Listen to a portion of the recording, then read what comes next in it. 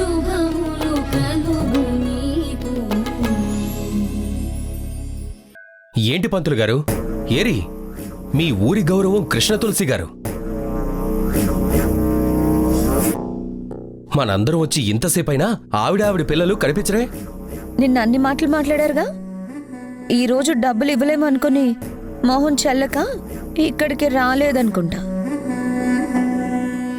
పంతులు గారు, ఊరి పెద్దలు, మేమన్న మాటకి కట్టుబడున్నాం. చీర నేయటానికి మొత్తం రెడీ చేసుకున్నాం.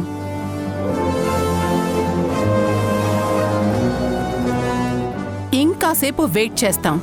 అప్పటికే వాళ్ళు రాకపోతే మీరే మాకు చీర నేసే సాంప్రదాయాన్ని అప్పజెప్పండి. అదిగో కృష్ణమ్మ వచ్చేసింది.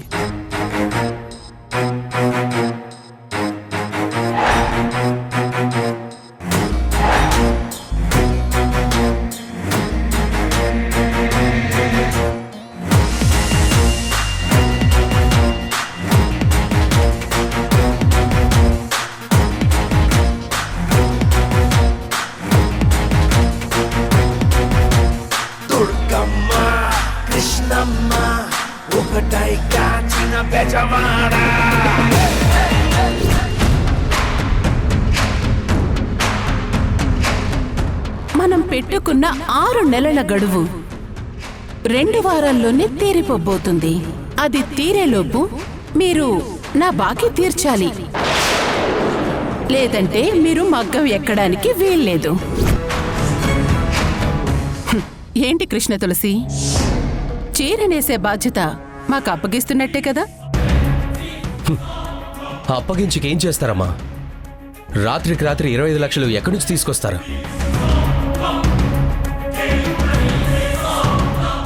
అయితే నోటి మాట సరిపోతుందా, లేక నోటు మీద మాటలు రాసుకోవాలా? ఒక్క నిమిషం అరుంధతి. నేనే మంచి పని చేసినా అమ్మవారికి దండం పెట్టుకున్నాకే చేస్తాను.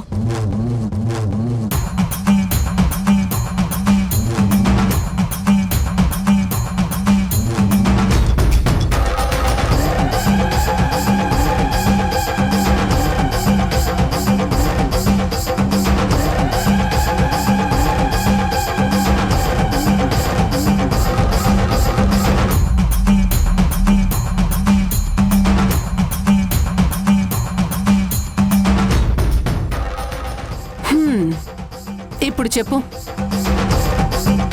ఈ ఊరి పెద్ద మనుషులందరి ముందు చెప్పు, ఈ సంవత్సరం నుంచి అమ్మవారి చీర అరుంధతి వాళ్లే నేయిస్తారు.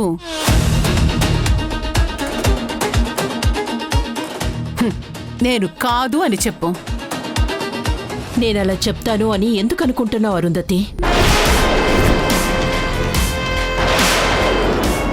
అంటే డబ్బులు ఇస్తారా ఏంటి?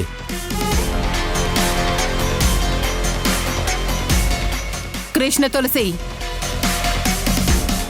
జోక్స్ వేయకు, నిజం చెప్పు, లేదంటే నీ పరువు పోతుంది. కంగారు పడుకో అరుంధతి. నేను ఏం జరిగినా భారం అమ్మవారి మీదే వేస్తాను. ఎప్పుడు కూడా ఆవిడ మీదే వేశాను. ఆ అమ్మ కరుణించింది. అంటే నిజంగానే 25 లక్షలు తీసుకొచ్చావా? ఏవి, ఎక్కడా? వారాహి,